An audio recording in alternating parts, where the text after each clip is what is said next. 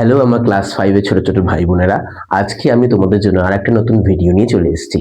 আজকের এই ভিডিওর মূল পারপাসটা হচ্ছে তোমাদের যে ইংলিশ বইয়ের সেকেন্ড চ্যাপ্টার অর্থাৎ তোমাদের lesson number 2 a feat on feet এই গল্পটির যে বাদবাকি অ্যাক্টিভিটি সেগুলো নিয়ে আলোচনা করব। অর্থাৎ তোমাদের আজকে এই ভিডিওর মাধ্যমে আমি অ্যাক্টিভিটি 4 থেকে শুরু করে তোমাদের একদম লাস্ট অ্যাক্টিভিটি 8 পর্যন্ত আলোচনা করে দেবো। তো সুতরাং ভিডিওটা একদম স্কিপ না করে একদম ফার্স্ট থেকে লাস্ট অবধি তোমরা দেখো। আমি বলবো এই ভিডিওটা দেখার পর তোমাদের এই চ্যাপ্টার থেকে আর কোনো অ্যাক্টিভিটি বা মানের সংক্রান্ত তোমাদের কোনো অসুবিধা থাকবে না, এটা আমার গ্যারেন্টি। আর একটা কথা, আমি এই ভিডিওর গল্পটা এবং এর আগের অ্যাক্টিভিটি পর্যন্ত আমি অন্য ভিডিওতে আলোচনা করে দিয়েছি। যারা যারা ওই ভিডিওগুলো দেখোনি আগে ভিডিওগুলো দেখে নাও, দেখে নিয়ে এই ভিডিও দেখতে শুরু করো। আমি ওই ভিডিওর লিঙ্ক এই ভিডিও ডেসক্রিপশনে দিয়ে দেবো, তোমরা ওই ভিডিওগুলো দেখে নাও, তাহলে তোমাদের এই ভিডিওটা দেখতে সুবিধা হবে। চলো আজকে সমালোচনা করে চটপট আমরা বোর্ডে যাই। তার আগে একটা ছোট্ট জিনিস, যারা যারা আমার এখানে সরাসরি ভর্তি হতে চাইছে আমি স্ক্রিনে আমার নাম্বার দিয়ে দেবো, সেখান থেকে তোমরা কন্ট্যাক্ট করে সরাসরি আমার এখানে ভর্তি হতে পারো। তো চলো সমালোচনা করে চলে যায় আমাদের সরাসরি অ্যাক্টিভিটিতে। আমাদের প্রথম অ্যাক্টিভিটি দিচ্ছে অ্যাক্টিভিটি নাম্বার 4। কি করতে বলেছে দেখো, তোমরা বইটা খোলো, বইয়ের মধ্যে দেখো লেখা আছে let's complete the following sentences. অর্থাৎ তোমাদের যে সেন্টেন্সগুলোকে শূন্যস্থানগুলোকে পূরণ করতে হবে। কোথা থেকে করবে? এইটুকুনি জায়গাটা পড়ে তোমাদেরকে কমপ্লিট করতে হবে। দেখে আমি পড়ে বলে দিচ্ছি কি বলছে। 2000 সালে কি হয়েছে? মে 20 অর্থাৎ 22শে মে 2000 সালে আন্না সিজারউইন্সকা became the oldest woman to reach the summit of Mount Everest at the age of 50। বলতে আন্না সিজারউইন্সকা কে হয়েছিল? সব থেকে বৃদ্ধ মহিলা ছিল যিনি 50 বছর বয়সে মাউন্ট এভারেস্টে পা রেখেছিল। ঠিক আছে। আর 2011 সালে কি হয়েছে? 2011 সালের 20 অর্থাৎ 20 মে কি হয়েছে? অর্জুন বাজপেয়ী, কি নাম? অর্জুন বাজপেয়ী নামে কি হয়েছে? At the age of 16 years and 11 months became the youngest Indian to climb the Mount Everest. অর্থাৎ সেকেন্ডেরটা বলছে 2011 সালে 20 মে অর্জুন বাজপেয়ী নামে একজন ছেলে, যার 16 বছর 11 মাস যার বয়স, সে সব থেকে ইয়াংগেস্ট মানে সব থেকে ছোট যে ক্লাইম্বার যে মাউন্ট এভারেস্টে উঠেছিল। তাই সব থেকে বড় হচ্ছে আন্না সিজারউইন্সকা, যে হচ্ছে 50 বছর বয়সে আমাদের উঠেছিল। সালটার ডেটটা লেখা আছে। আর এখানে 2011 সালে 20 মে অর্জুন বাজপেয়ী নামে সব থেকে ছোট বাচ্চা ছেলে, যার বয়স হচ্ছে 16 বছর 11 মাস, সে মাউন্ট এভারেস্টে পা রেখেছিল। তাহলে এই দুটো আমরা পড়লাম, এই দুটো থেকে আমাদের অ্যাক্টিভিটি 4টা শূন্যস্থান পূরণ করতে দিয়েছে। কি বলছে তাহলে প্রথমটা? The oldest women to climb Mount Everest is. কি বলছে ভালো করে দেখো, ওল্ডেস্ট উমেন সব থেকে বৃদ্ধ মহিলা। সব থেকে বৃদ্ধ মহিলা কোনটা? এই যে আমরা পড়েছি আন্না সিজারউইন্সকা। তাহলে কি লিখবো আমরা? এখানে লিখবো আন্না CZE, আর দেখে দেখে লিখবো, ঠিক আছে? তোমরাও দেখে দেখে লেখো WINSK, আন্না সিজারউইন্সকা, তাই তো নামটা? হ্যাঁ। দ্বিতীয়টা, she climbed at the age of, সে কত বছর বয়সে উঠেছিল? আন্না সিজারউইন্সকা। সি মানে কি? এনার কথা বলা আছে। তাহলে ইনি কত বছর বয়সে উঠেছিল? দেখো লেখা আছে এই যে Mount Everest at the age of 50। তাহলে কত বছর বয়সে? 50 বছর বয়সে। ওকে। 3 নম্বরটা, the youngest Indian to climb Mount Everest is. বলছে সব থেকে যে ছোট ক্লাইম্বার যিনি মাউন্ট এভারেস্ট উঠেছে তার নাম কি? তার নাম হচ্ছে এই দেখো অর্জুন বাজপেয়ী, দ্য ইয়াংগেস্ট। তাহলে নাম কি লিখবো? অর্জুন, ARJUN, অর্জুন বাজপেয়ী, VAJPAI, অর্জুন বাজপেয়ী লিখলে। আচ্ছা, তারপরটা, হি ক্লাইম্বড অন, সে উঠেছিল কততে? বলো, সে কততে উঠেছিল, মানে কোন টাইম, মানে কোন ডেটে উঠেছিল? দেখো অন লেখা আছে, এখানটা ভালো করে খেয়াল করো। অনেক কিন্তু এখানে সালটা লিখে দেবে, সালটা লিখবে না। সিম্পল মাথায় রাখো, যে কোনো সাল লেখার আগে আমাদেরকে ইন প্রিপোজিশন ইউজ করতে হয়, আর যেখানে অন থাকে সেখানে আমাদের দিতে হয় ডেট। কি দিতে হয়? ডেটটা দিতে হয়। তাহলে এখানে অন আছে, তাহলে আমরা কি করবো? এখানে ডেটটা দেবো। তাহলে এই অর্জুন বাজপেয়ী কোন ডেটে উঠেছিল? দেখো লেখা আছে 20শে মে, 20 মে। তাহলে কি লিখবো? 20 মে লিখলাম।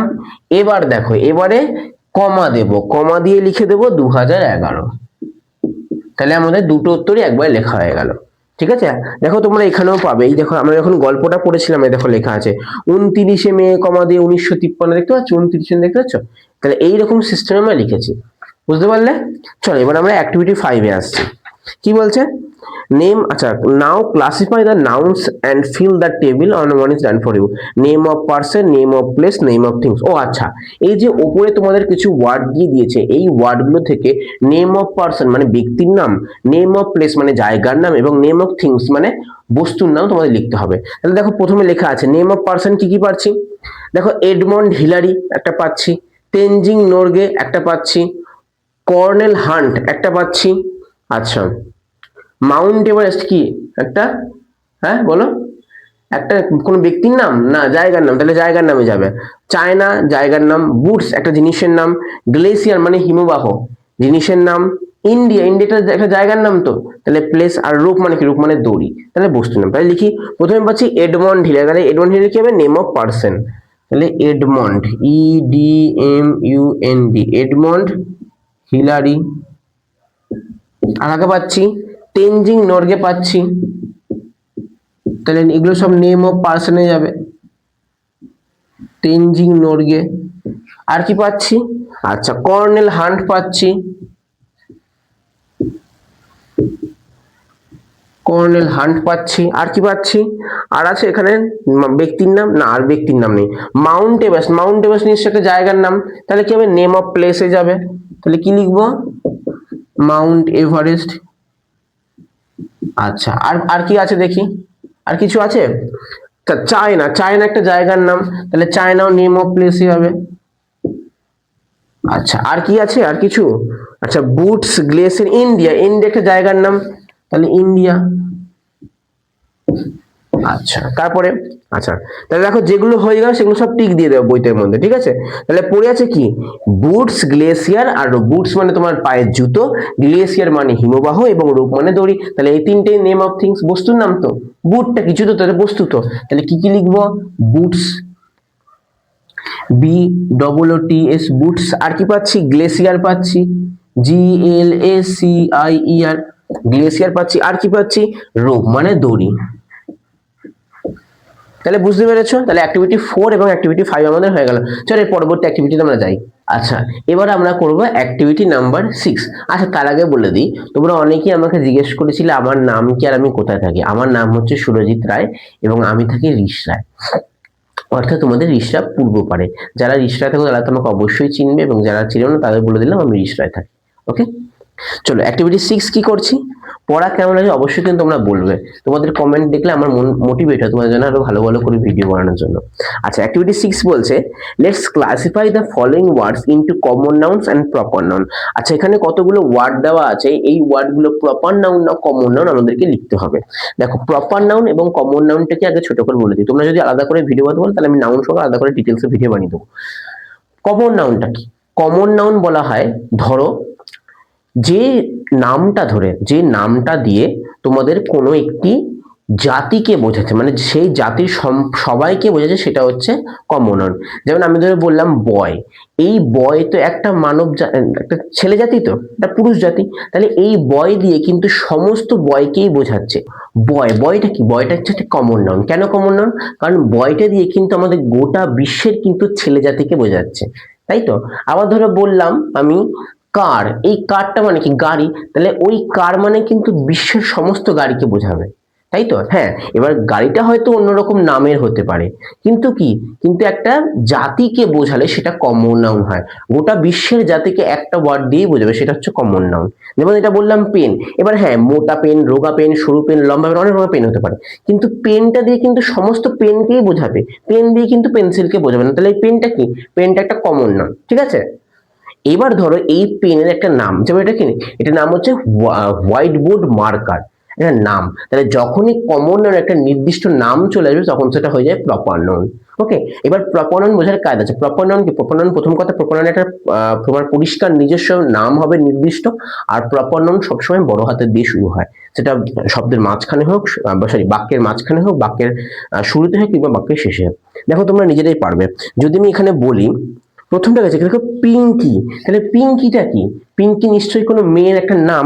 এবার পিঙ্কি নামটা দেখে গোটা পিঙ্কিকে বোঝাচ্ছে, পিঙ্কিটা কি একটা নির্দিষ্ট নাম। আর দেখো পিঙ্কি, দেখো পিটা বড় হাতের আছে, তাহলে পিঙ্কিটা কি হবে, প্রপার নাউন। তাহলে কি হবে, পিঙ্কি। পিঙ্কিটা প্রপার নাউন। ওকে, আচ্ছা। দ্বিতীয় হচ্ছে রাভি। রাভিটা কি? একটা ছেলের নাম, তাই তো? কোনো ছেলেকে তো, ছেলে জাতিকে তো একটা নির্দিষ্ট ছেলেকে বোঝাচ্ছে, তাহলে কি হয়ে যাবে সেটা? Proper noun. আচ্ছা, তারপরে সবুজ, আচ্ছা সবুজ T1, T11। তাহলে দেখো এটাও দেখো প্রথম অক্ষর দেখো বড় হাতের আছে। আমি মানে যাই না, আমি খালি টেকনিক বুঝবো।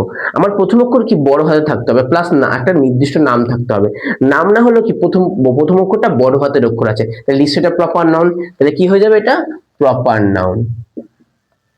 সবুজ T11। ওকে, আচ্ছা। তারপরে একটা, এবার বললাম দেখো মাদার। দেখো প্রথম অক্ষর ছোট হাতের, আচ্ছা ছোট হাতের মানে কি সেটা আমাদের কমন, এটা আমরা ধরে রাখলাম।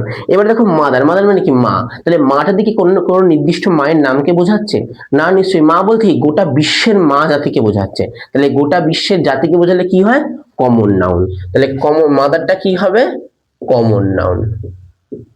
আশা করি এবার ক্লিয়ার। দেখো তোমরা সবই পারবে। তারপর হচ্ছে রাকেশ। রাকেশটা কি? একটা নির্দিষ্ট মানুষের নাম, একটা ছেলের নাম, তাই তার নির্দিষ্ট নাম বোঝালে কি হয়? রাকেশ। প্লাস দেখো রাকেশের দেখো প্রথম অক্ষর অর্থাৎ আরটা দেখো বড় হাতের, দেখেছো? হ্যাঁ। আচ্ছা, কল্পনা। কল্পনা দিয়ে কি হয়? নিশ্চয় একটা নির্দিষ্ট করে মেয়ের নাম বোঝাচ্ছে, তাই তো? আর প্লাস দেখো প্রথম অক্ষরটা কেটা কি দেখো বড় হাতে, তাহলে কি হবে? প্রপার নাউন, কল্পনা। আচ্ছা, কি ইজি না? আচ্ছা, কলম্বিয়া। কলম্বিয়া কি? একটা নির্দিষ্ট দেশের নাম, প্লাস দেখো কলম্বিয়ার প্রথম অক্ষর সিটা দেখো বড় হাতের, তাহলে কোনটা হবে? ঠিক একদম প্রপার নাউন। COLUMBIA, Columbia. তারপরটা ইন্ডিয়া। ইন্ডিয়া কি? ইন্ডিয়া কি? একটা নির্দিষ্ট একটা দেশের নাম, তাই তো? প্লাস দেখো ইন্ডিয়ার প্রথম অক্ষর আইটা বড় হাতের, তাহলে বড় হাতের হলে কোন জায়গায় আছে? Proper noun. কি ইজি! এতটা ইজি একটু ভাবে। আচ্ছা, ইউএসএ। ইউএসএ কি? ইউএসএ একটা আমাদের দেশের নাম, ইউএসএ আমেরিকা, ঠিক আছে? United states of America, USA. তাহলে ইউএসএ কি? আমেরিকা কি? একটা দেশের নাম নির্দিষ্ট, প্লাস দেখো সব দেখো প্রথম অক্ষরটা কি বড় হাতের, তাই তো? তাহলে বড় হাতের হলে কি হচ্ছে? Proper noun. তাহলে কি হবে? ইউএস, এটা হচ্ছে আমাদের প্রপার নাউন। আচ্ছা, আর কি আসছে বাবা? দেখো বলছে হরিয়ানা। হরিয়ানা কি? হরিয়ানা একটা রাজ্যের নাম, তাই তো? প্লাস দেখো প্রথম অক্ষরটা বড় হাতের, তাহলে কি হবে? Proper noun. তাহলে হরিয়ানা, তাই তো? হ্যাঁ, হরিয়ানা। আচ্ছা, তারপরে কি আছে? ক্যালিফোর্নিয়া। ক্যালিফোর্নিয়াটা কি? একটা আমাদের জায়গার নাম, তাহলে প্লাস দেখো প্রথম অক্ষরটা কি সি, সিটা কি বড় হাতের আছে, তাহলে কোনটা হবে? Proper noun. বলো স্যার সবই কি প্রপার নাউন? দেখো তোমাদের বইতে যেটা দিয়েছে আমাকে তো সেটাই করাতে হবে। ক্যালিফোর্নিয়া। ওকে, তারপরে দেখো বরুণ। বরুণটা কি? বরুণটা কি? একটা ছেলের নাম, কিন্তু দেখো নির্দিষ্ট করে বলছে ছেলেটার নাম। ছেলেটার নাম কি? বরুণ। প্লাস দেখো প্রথম অক্ষর বিটা কি বড় হাতে, তাহলে কোনটা হচ্ছে? Proper noun. তাহলে বরুণ, BARUN, বরুণ। তারপরে ওসমান। দেখো ওসমানটা কি? আমি ওসমানের স্যার মানে যাই না। ওসমান কি? ওসমান মানে দেখো প্রথম অক্ষর দেখো বড় হাতের, তাহলে নিশ্চয়ই সেটা নাম বোঝাচ্ছে, তাই তো? প্রথম অক্ষর বড় হাতে মানে কি? নিশ্চয়ই সেটা নাম বোঝাচ্ছে, তাহলে ওসমান একটা নির্দিষ্ট কারোর নাম হবে। তাহলে কি হবে? ওসমানটা হবে আমাদের একদম ঠিক প্রপার নাউন, ওসমান। আচ্ছা, স্পেস। আচ্ছা বলে স্যার এখানে স্পেসটা কি? স্পেস মানে কি? আমাদের মহাবিশ্ব, তাই তো? এবার দেখো স্পেসের দেখো প্রথম অক্ষর কি আছে? ছোট হাতে, তাহলে এটা কিন্তু স্যার প্রপার নাউন নয়। তাহলে স্পেসটা কি? সমগ্র বিশ্বের মহাকাশটাকে বোঝাচ্ছে, তাহলে প্লাস ছোট হাতে, তাহলে কোনটা হয়ে যাবে আমাদের? Common noun. একদম ঠিক, তাহলে স্পেসটা হবে আমাদের কমন নাউন। বুঝতে পেরেছো? একদম ক্লিয়ার। আচ্ছা, বুকটা কি? বুক দিয়ে সমস্ত বইকে বোঝাচ্ছে, বাংলা বই, ইতিহাস বই, অঙ্ক বই, ইংরেজি বই, সমস্ত বইকে বোঝাচ্ছে। প্লাস দেখো বিটের প্রথম অক্ষর কি? বুকের প্রথম অক্ষর কি? বিটা বড় হাতে না ছোট হাতে বাবা? ছোট হাত, তাহলে কোনটা হচ্ছে আমাদের? Common noun. তাহলে কি হয়ে যাবে? বুক। এই কমন নাউনের যখন একটি নির্দিষ্ট নাম হয়ে যাবে তখন সেটা হয়ে যাবে আমাদের প্রপার নাউন। ওকে, তাহলে আশা করি ছোট করে পুরোটা বুঝতে পেরেছো এবং এই অ্যাক্টিভিটিটাও কমপ্লিট। চলো আমরা পরবর্তী অ্যাক্টিভিটি গুলোতে যাই। এবারে আমরা করবো আমাদের লাস্ট অ্যাক্টিভিটি, অর্থাৎ অ্যাক্টিভিটি 7 ও অ্যাক্টিভিটি 7B। আরেকটা আছে, আগে এটা করে নিই। কি বলছে? Let's identify the word signifying masculine and feminine gender in the passage. আজকে তোমাদের যে প্যাসেজটা দিয়ে দিয়েছে, এই প্যাসেজের মধ্যে কোনটা ম্যাসকুলাইন জেন্ডার এবং কোনটা ফেমিনাইন জেন্ডার সেটা বের করতে হবে। ওকে, যারা জেন্ডার সম্বন্ধে একদমই কিছু জানো না, আমি তাদের জন্য জেন্ডার সম্বন্ধে আলাদা ভিডিও বানিয়ে দেবো। এমনকি জেন্ডার সম্বন্ধে আমার চ্যানেলে ভিডিও দেওয়া আছে, তোমরা দেখতে পারো। তোমরা বললে আমি আরেকটা নতুন করে ভিডিও বানিয়ে দেবো। দেখো কি বলছে, এই প্যাসেজের মধ্যে কোনটা ম্যাসকুলাইন জেন্ডার কোনটা ফেমিনাইন জেন্ডার সেগুলোকে আমাদের বের করে লিখতে হবে। ঠিক আছে। আচ্ছা আমি একবারে, আচ্ছা অ্যাক্টিভিটি 7b তে কি বলেছে, write the masculine gender with the corresponding feminine gender in the table. এখানে তোমাদের টেবিল করতে বলেছে, এখানে আমি তোমাদের একসাথে করে দিচ্ছি। দেখো এই প্যাসেজের মধ্যে যে ম্যাসকুলাইন এবং ফেমিনাইন জেন্ডারটা বেরোবে সেটার এখানে ম্যাসকুলাইন ফেমিনাইনটা বের করে সুন্দর করে লিখতে হবে। আমি একবারে করে দিচ্ছি। দেখো আগে আমরা অ্যাক্টিভিটি 7 এইটা এদিকে করে নিচ্ছি। কি বলছে, এই প্যাসেজের মধ্যে কোনটা কি জেন্ডার আসছে, ম্যাসকুলাইন এবং ফেমিনাইন জেন্ডার বের করতে বলেছে। ম্যাসকুলাইন মানে যে জেন্ডারটা পুরুষ জাতিকে বোঝায়, আর ফেমিনাইন জেন্ডার মানে যে জেন্ডারটা আমাদের স্ত্রী জাতিকে বোঝায়। এবার দেখো, ওয়ান্স আপন এ টাইম, একদা এক সময়, there lived a powerful king, একদা বাস করতো কে, একটি শক্তিশালী রাজা। তাহলে রাজা মানে কি, একটা ছেলে, তাহলে পুরুষ জাতিকে বোঝাচ্ছে, তাহলে কি হয়ে যাচ্ছে, আমাদের একটা কিং পাচ্ছি, তাই তো। প্লাস কিংটা হচ্ছে আমাদের, আচ্ছা এখানটা আমি একটু কেটে দিই, এটা মুছে নিই আমি। তাহলে একটা কিং পাচ্ছি, তাহলে কিংটা কি হয়ে যাবে আমাদের ম্যাসকুলাইন জেন্ডার, তাই তো। তাহলে কিং এর ফেমিনাইন কি হতে পারে, কিং এর স্ত্রী জাতি বললে কি হয়ে যাবে আমাদের কুইন, রাজা রানী। বুঝতে পারলে, তাহলে এরকম করে আমরা বাদবাকিটা করবো। আচ্ছা 2 নম্বরটা, ইন ইট, সেখানে there were flower trees beside a lake, সেখানে লেক অর্থাৎ হ্রদের পাশে কি ছিল, হ্রদের পাশে তোমার ফ্লাওয়ার ট্রিস, ফুলের বাগান ছিল বা ফুলের গাছ ছিল। বিস, কি বলছে, বিস, তাহলে কি পাচ্ছি, একটা বিষ নাম পাচ্ছি, তাই তো। এই বিষ মানে কি, বিষ মানে হচ্ছে মৌমাছি, এই মৌমাছি মানে কি, মেয়ে মৌমাছি, বিষ মানে মেয়ে মৌমাছি। তাহলে একটা কি পাচ্ছি, বিষটা কি ফেমিনাইন, তাই তো। এবারে বিষের তাহলে ম্যাসকুলাইনটা কি হতে পারে বলো, জেনে দেখো, ড্রোন, কি হয়, ড্রোন, DRONE, ড্রোন, ঠিক আছে। আচ্ছা তারপরে, bees came and sat on the flowers, মৌমাছিরা এলো এবং কোথায় বসিল, ফুলের উপরে। পিকক্স ডান্স ইন দ্য গার্ডেন, তাহলে এখানে একটা কি পাচ্ছি, পিকক পাচ্ছি, তাহলে PEACOCK, পিকক পাচ্ছি। তাহলে পিককটা কি, পিককটা ছেলে জাতি, ভালো করে বোঝা। দেখো তুমি বলে স্যার তুমি এগুলো কি করে পাচ্ছ, কোনো জীবজন্তুকে বোঝাবে, জীবিত প্রাণীকে বোঝাবে, ঠিক আছে। ম্যাসকুলাইন এবং ফেমিনাইন জেন্ডার কোনো জীবিত প্রাণীকে বোঝাবে। তাহলে এখানে আমরা যে জিনিসগুলো জীবিত সেগুলো সব আমরা লিখবো। তাহলে কি, পিককটা কি জীবিত প্রাণী, প্লাস পিককটা কি একটা ম্যাসকুলাইন জেন্ডার, PEACOCK, পিককটা কি ম্যাসকুলাইন জেন্ডার। তাহলে পিককের ফেমিনাইন কি হতে পারে, পিহেন, PEAHEN, পিহেন। বুঝতে পারলে। আচ্ছা তারপরে, এই Goose swamp in the lake, বলছে একটা গুস মানে তোমার হচ্ছে পাতিহাঁস বলতে পারো, ঠিক আছে, মেয়ে পাতিহাঁস। তাহলে এই Goose swamp in the lake, একটা মেয়ে পাতিহাঁস লেকে, সেই হ্রদের জলের মধ্যে সাঁতার কাটছে। তাহলে কি পাচ্ছি, গুস পাচ্ছি, GOOAC। তাহলে গুসটা কি একটা মেয়ে পাতিহাঁস, তাহলে কি হয়ে যাবে ফেমিনাইন জেন্ডার, গুজ, এই তো। আবার কেউ গু বলে দিও না কিন্তু, গুজ। আচ্ছা তাহলে এই গুজ এর ম্যাসকুলাইন কি হতে পারে, গ্যান্ডার। আবার কেউ গন্ডার বলে দিও না, কি হচ্ছে বাবা, গ্যান্ডার। তাহলে কি গ্যান্ডার মানে কি, GANDER, গ্যান্ডার হলে কি হচ্ছে গুজ। বুঝতে পারলে। আচ্ছা তারপরে, drones flew about in the, এটা তো বলেই দিচ্ছে, ড্রোনস মানে কি পুরুষ মৌমাছিরা কোথায়, ফ্লিউ ইন দ্য গার্ডেন, সেই বাগানের মধ্যে হচ্ছে। তাহলে ড্রোন আমরা পেয়ে গেছি, তাহলে একটা কি পেলাম, ড্রোন পেলাম, তাই তো। তাহলে ড্রোন আমরা লিখে নিয়েছি, ড্রোনের ফেমিনাইন কি পেয়েছি, বিষ পেয়ে গেছি, হয়ে গেছে। আচ্ছা তারপরে, the queen love the garden, রানীটা ভালোবাসতো সেই বাগানটিকে, তাহলে কি পেয়েছি আমরা, কুইন পাচ্ছি। তাহলে কুইনটাকে ফেমিনাইন আমরা লিখে নিয়েছি, ম্যাসকুলাইন কি পেয়েছি, কিং, লেখা হয়ে গেছে। আচ্ছা তারপরে, ইন দ্য ইভিনিং, সন্ধ্যেবেলায়, সি স্যাট দেয়ার, সে সেখানে বসতো, and watch the peahens picking the grains, কি খাচ্ছে, পিহেন্স, ময়ূররা কি করছে, পিকিং, খাচ্ছে, কি খাচ্ছে, দ্য গ্রেনস মানে শস্যগুলো। তাহলে আমরা কি পেয়েছি, একটা কি পেলাম, পিহেন্স, তাই তো, মানে মহিলা ময়ূর।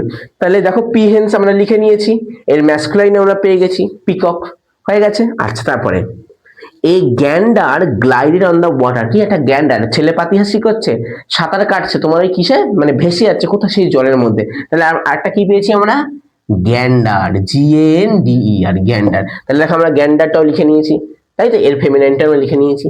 তাহলে একসাথে আমাদের অ্যাক্টিভিটি 7A অ্যাক্টিভিটি 7B হয়ে গেল। চলো আমরা আমাদের লাস্ট অ্যাক্টিভিটি আজকে আমরা আসছি। এবারে আমরা করবো অ্যাক্টিভিটি 8। কি বলেছে? Write 5 sentences describing the route map of Tenzing and Hillary, one is done for you.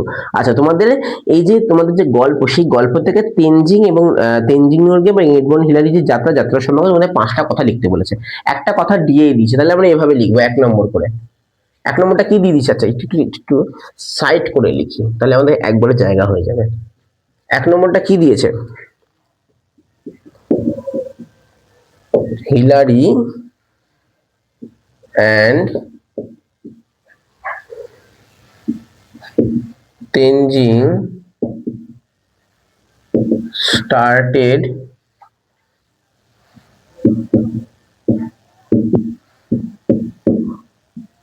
their final climb কটার সময় বাবা? at 6:30 AM। তাহলে এটা আমরা 1 নম্বর পেয়ে গেছি, আর আমাদের 4টে লিখতে হবে। তাহলে যাত্রা সম্পর্কে আর 4টে আমরা কি আমরা গল্প থেকে বের করে নিই। তাহলে কোথায় গেল? তাহলে দেখো, যদি গল্প থেকে লিখি তাহলে কি হচ্ছে? প্রথমটা হয়ে গেছে। আচ্ছা, তাহলে যাত্রা শুরু করেছে 6:30টার সময়, তাহলে এই লাইনটা হয়ে গেছে। ঠিক এই লাইনের পর থেকে 6:30 লাইনের পর থেকে লিখবো কি?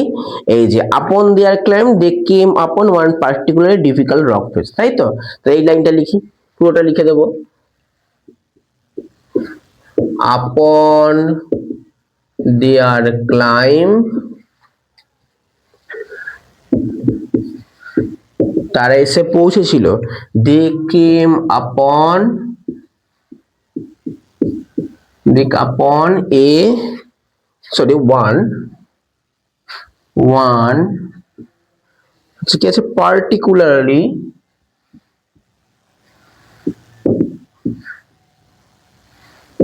particularly difficult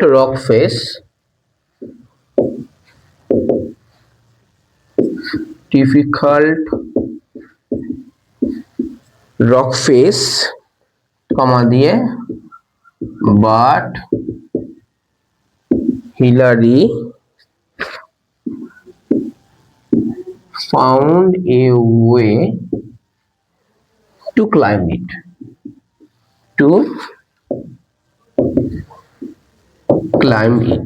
এতটা অবধি লিখতে পারো। কেউ যদি বলে স্যার আমি কি এই লাইনটা লিখতে পারবো না, the rock face is now called Hillary step, লিখতে পারো, কোনো অসুবিধা নেই, লিখতে পারো।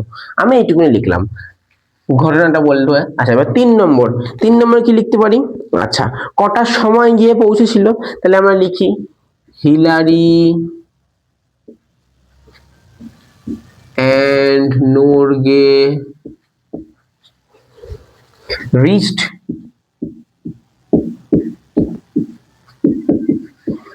the summit of Mount, আচ্ছা আমি এটা তলায় লিখে দিই, জায়গা নেই, এভারেস্ট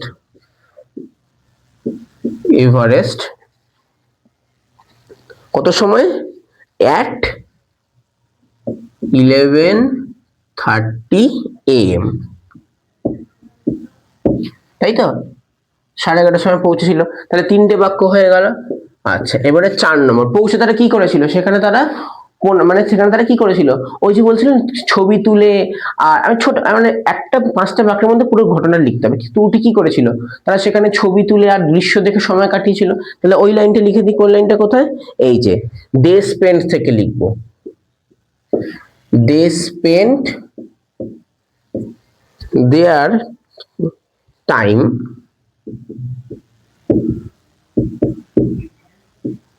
তারপরে কি আছে? টাইম টেকিং ফটোগ্রাফস,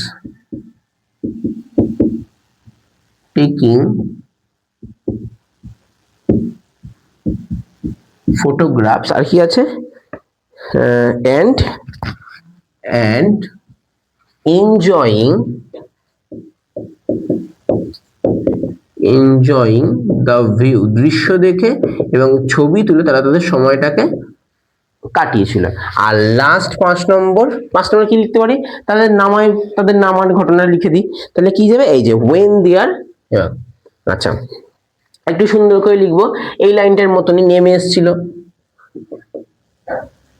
আচ্ছা, তাহলে Hillary and Norgay Norgay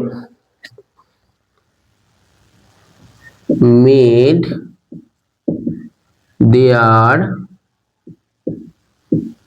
way back down the mountain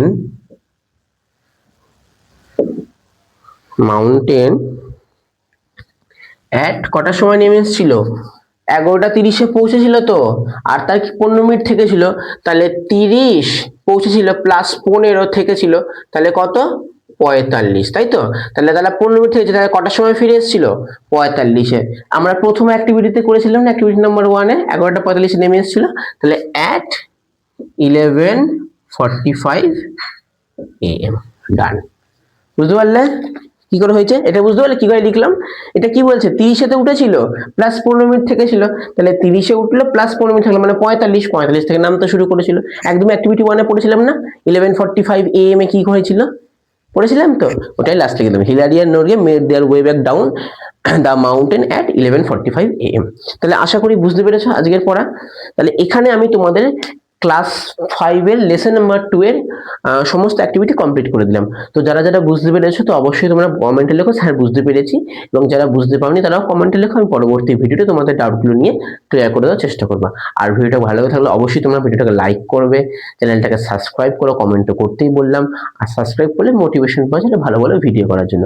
আর যারা আমার এখানে ভর্তি হতে চাও, আমি স্ক্রিনে আমার নাম্বার দিয়ে দেবো, সেখান থেকে তোমরা আমার সঙ্গে সরাসরি কন্ট্যাক্ট করে আমার এখানে ভর্তি হয়ে যেতে পারো।